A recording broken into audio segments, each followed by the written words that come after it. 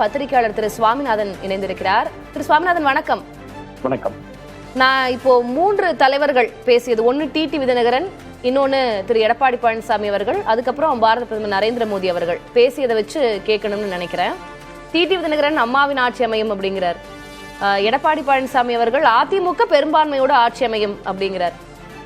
பிரதமர் நரேந்திர மோடி பேசும்போது தேசிய ஜனநாயக கூட்டணி ஆட்சி அமையும் என்கிறார். இதை எப்படி பொருத்தி பார்ப்பீங்க? அதற்கு பிறகு நம்ம திரு பிரதமர் அவர்கள் பேசியதுல இருந்தும் இன்னும் நிறைய கேள்விகள் இருக்கின்றன. திமுக மீதான விமர்சனமும் இருக்கிறது. நம்ம அது குறித்தும் பேசலாம். முதல்ல இந்த கேள்விக்கான பதில்.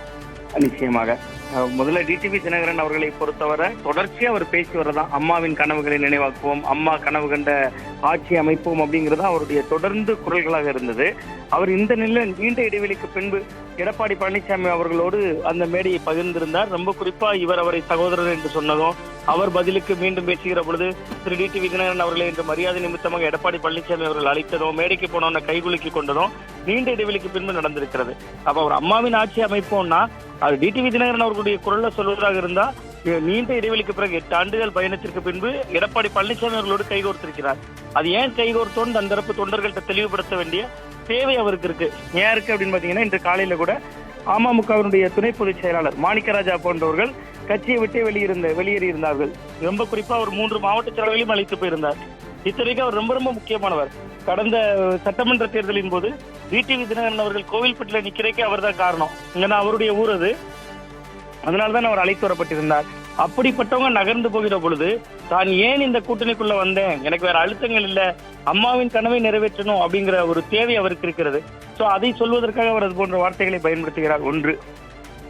இன்னொன்று, எடப்பாடி பழனிசாமி அவர்களை பொறுத்தவரை அவர் தொடர்ச்சியா சொல்லி வர தனி பெரும்பான்மையோடு நாங்க ஆட்சி அமைப்போம், 210 என்றெல்லாம் கூட சொல்றாரு. முதல்வர் 200 தான் சொல்றாரு மு.க. ஸ்டாலின் அவர்கள். இவர் அதை விட கூடுதலாக ஒரு 10 தொகுதிகளை சொல்லி 210 என்கிறார். அது அவருடைய தொண்டர்கள் மத்தியில் ஒரு நம்பிக்கை ஏற்படுத்தும். அதற்காக அவர் அதை பிரயோகப்படுத்துகிறார். இதுல ரொம்ப ரொம்ப கவனிக்க வேண்டியது, பிரதமர் அவர்கள் தொடர்ச்சியாக ஒரு வார்த்தையை சொல்லிக் கொண்டே இருக்கிறார், டபுள் இன்ஜின் கவர்மெண்ட் அப்படிங்கிறாரு.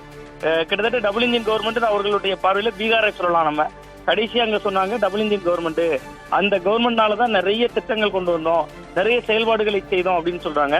அதிமுக தனி பெரும்பான்மையோடு ஆட்சி அமைக்கும் என்று இவர்கள் இங்கு பேசினாலும் கூட பிரதமர் இந்த மொத்த முறையிலும் சரி எடப்பாடி பழனிசாமி அவர்களை முதல்வராக்கி அந்த இடத்தில் அதிமுக ஆட்சி அமைக்கும், தனி பெரும்பான்மையோடு அமைக்கும் என்கிற வார்த்தை பிரயோகம் பயன்படுத்தல. டபுள் இன்ஜின் கவர்மெண்ட் என்கிற வார்த்தையை 3 முறை பயன்படுத்தி இருந்தார். சோ இந்த இடம் தான் நம்ம ரொம்ப கவனிக்க வேண்டிய இடம்னு பாக்குறேன். ஒருவேளை கூட்டணி ஆட்சி என்கிற ஒரு அஸ்திரத்தை பாஜக பின்னால் வைத்திருக்கிறார்கள் அப்படிங்கறத இது நமக்கு உணர்த்துது.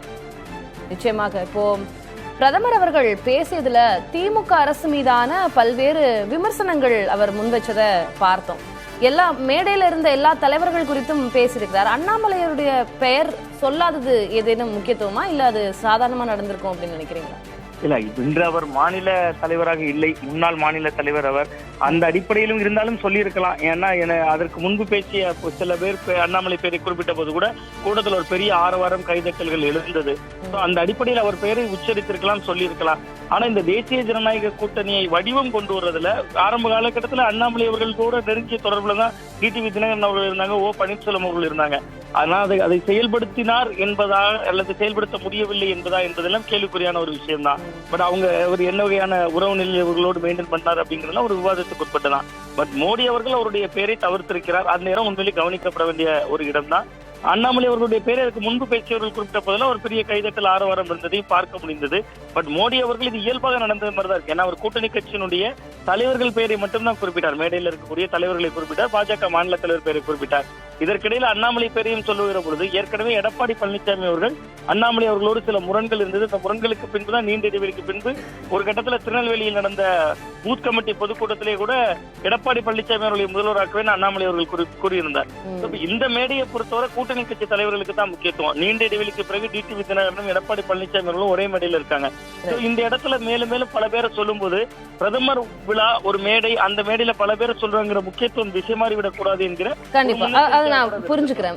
திரு சுவாமிநாதன், இப்போ கடந்த ஏப்ரல்ல அதிமுக பாஜக கூட்டணி அமைந்ததிலிருந்து இந்த கூட்டணி பெரிய அளவுல ஜெல்லாகல, மெகா கூட்டணின்னு சொல்றாங்க. ஆனா எந்த கட்சிகள் வந்தன கூட்டணிக்கு அப்படின்ற நிறைய விமர்சனங்கள் அரசியல் நோக்கர்களுடைய பார்வையை நம்ம பார்த்துக்கிட்டு இருந்தோம். ஆனா இன்றைக்கு இந்த பொதுக்கூட்டத்தின் மூலமாக, அதுவும் பிரதமர் முன்னிலையில தேர்தலுக்காக அவர்கள் களம் இறங்கி இருக்கிறார்கள். இது இனி வரக்கூடிய நாட்கள்ல தேசிய ஜனநாயக கூட்டணியினுடைய பிரச்சாரத்திற்கு ஒரு அடித்தளமாக, ஒரு வலுவான தொடக்கமாக இருக்கும் அப்படின்னு நம்ம புரிஞ்சுக்கலாமா?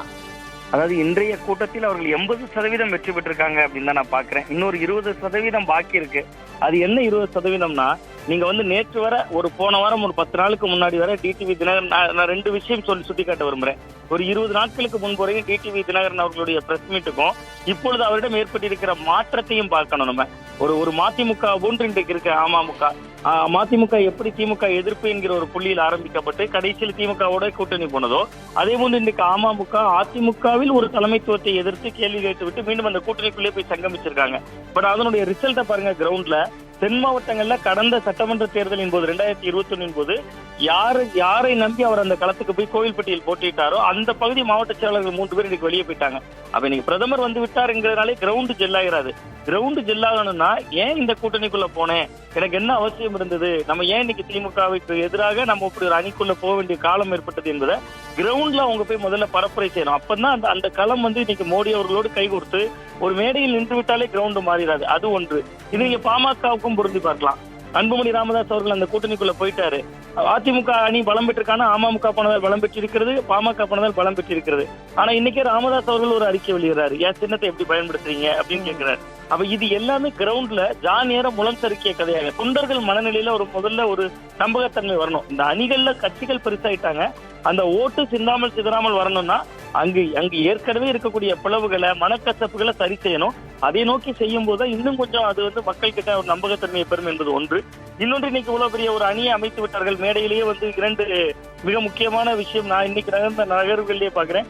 எப்படி திமுகவுக்கு ஒரு நம்பத்தகுந்த கூட்டணியாக விடுதலை சிறுத்தைகள் கட்சி பட்டியல் சமூகத்துல மிக முக்கியமான கட்சியாக இருக்கும். இங்கேயும் 2 கட்சிகள் இன்னைக்கு இருந்தாங்க. புரட்சி பாரதமும் இருந்தாங்க, ஜான் பாண்டியனும் இருந்தாரு. தென் மாவட்டங்களில் ஜான் பாண்டியன் கட்சிக்கு ஒரு அடித்தளம் இருக்கிறது ஓரளவுக்கு. சோ அந்த வகையில இவர்களுக்கு இப்ப ஒரு எல்லாம் சேர்ந்த ஒரு அமைப்பாக, ஒரு கட்சியாக இவர்கள் தோற்றம் தருகிறார்கள். பட் கிரவுண்ட்ல இவங்க சேர்ந்த போராட்டங்கள், வியூகங்கள் அதை வகுக்காத பட்சத்துல ஒரு மேடை அடுத்த மேடை என்று போனா மட்டுமே அது கிரவுண்ட்ல பலன் தராது அப்படின்னு பாக்குறேன். இப்போ இன்றைக்கு வந்திருக்கக்கூடிய கூட்டணி கட்சி தலைவர்கள் அப்படின்னு நம்ம எடுத்துக்கிட்டோம்னா, இப்போ இன்னைக்கு திரு எடப்பாடி பழனிசாமி அவர்கள் பேசியிருக்கிறாரு, தினகரன், அன்புமணி ராமதாஸ், அதே போல ஐஜேகே, தமாக, ஜான் பாண்டியன், ஏசி சண்முகம், பூவை ஜெகன்மூர்த்தி, இப்போ இவங்க எல்லாருமே கூட்டணியில இருக்கிறாங்க அப்படின்னு நம்ம எடுத்துக்கலாம். இனி அடுத்ததாக தேமுதிக வருமா, இல்ல ஓபிஎஸ் அவர்களுடைய நிலைப்பாடு என்ன, ராமதாஸ் அவர்களுடைய நிலைப்பாடு என்ன, இந்த கேள்வி எல்லாம் இருக்கு. அவங்க எல்லாம் கூட்டணிக்கு வருவதற்கான வாய்ப்பு இருக்குன்னு புரிஞ்சுக்கணுமா, இல்ல இதுக்கப்புறம் இல்ல அப்படின்னு புரிஞ்சுக்கணுமா? இந்த மேடையோட அவங்க கூட்டணியை இறுதி செஞ்சிருக்காங்க அப்படின்னு புரிஞ்சுக்கணுமா? இல்ல, இந்த மேடையோடு தான் அவர்கள் தங்களுக்கு ஒரு கூட்டணி அமைத்து விட்டோம் என்பதைத்தான் காட்டியிருக்காங்க. எங்கள்கிட்ட இவ்வளவு பேர் இருக்காங்க, நீங்களும் வரலாம் என்பதற்கான சமீட்சை அது எனக்குதான் முதல் கூட்டம். மோடி அவர்களே சொல்றாரு, நான் 2026 தேர்தல் களத்திற்கு வந்திருக்கிறேன், முதல் கூட்டம் இதுன்னு தான் சொல்றாரு. அப்ப அவர் முதல் கூட்டம்னு சொல்றதுனால ஒரே கூட்டம்னு சொல்லல, முதல் கூட்டம்னு சொல்றதுனால இன்னும் பல கூட்டங்கள் இருக்கு அப்படிங்கறதா உட்பொருள். அப்ப ஒரு கூட்டம் முடிந்து விட்டு அவர் அடுத்த கூட்டத்துக்கு வர்றதுக்கு இடையில சில மாற்றங்கள் நடந்திருக்கணும். இல்லைங்க, போன மேடையில யார் இருந்தாங்களோ அதே தான் நாங்க. கடைசி அமித்ஷா வருகிற அன்னைக்கு இப்படிதான் பேசப்பட்டது, அவர் கூட்டணிக்கு தலைவர்களோடு மேடை ஏறுவார், ஆனா ஏற முடியல. காரணம் எந்த கூட்டணியும் உருவாக்க முடியல. அப்ப மோடி அவர்கள் இந்த கூட்டத்துக்கு வர்றாரு, அடுத்த கூட்டம் வருகிற பொழுது இந்த அணில கூட ஒருவர் இருந்தால்தான் இங்க தமிழ்நாட்டுல பாஜக ஒர்க் பண்ணுது, அதிமுக ஒர்க் பண்ணுதுன்னு ஒரு கிரவுண்ட்ல ஒரு அர்த்தம் வரும். சோ அதனால ஓபிஎஸ் அவர்களுக்கு இப்ப இன்னைக்கு அழைக்கப்பட்டிருக்கணும்னு அவர் எதிர்பார்த்திருப்பார். ஏன்னா அவர் ஆள் படை அம்பாரி எல்லாம் திரட்டினாதான் போருக்கு போக முடியும். ஒவ்வொரு படை வீரர்களா அவர் இழந்துட்டு இருக்காரு. அவரோட இருந்ததே 4 சட்டமன்ற உறுப்பினர்கள், அவரையும் சேர்த்து. அதுல வைத்தியலிங்கம் என்று நேற்று போய்விட்டார். அதற்கு முன்பு மனோஜ் பாண்டியன் அவர்கள் திமுக பக்கம் நகர்ந்துட்டாரு. அவரோடு இருந்த இன்னொரு சட்டமன்ற உறுப்பினர் அரசியலுக்கே முழுக்கு போட்டுட்டேன்னு ஒரு முன்னாள் எம்எல்ஏ பேட்டி கொடுக்கிறாரு. சோ இந்த சூழல் நெருக்கடியில அவர் ஓபிஎஸ் அவர்கள் இன்னும் ஒரு 2 நாட்கள் தான் காத்திருப்பார்னு எனக்கு தோன்றுகிறது. ஒரு பத்திரிகையாளராக நாம் பார்க்கிற போது இன்னும் அதிகபட்சம் வேணா ஒரு வாரம் வரைக்கும் இந்த தேசிய ஜனநாயக கூட்டணியிலிருந்து ஏதாவது அழைப்பு வருதா என்று பார்ப்பார்.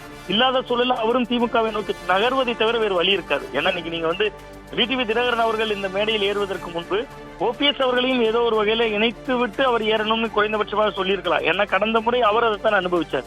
இப்ப அந்த வழியை தான் இன்னைக்கு ஓ பன்னீர்செல்வம் அவர்களுக்கு கொடுத்திருக்காங்க.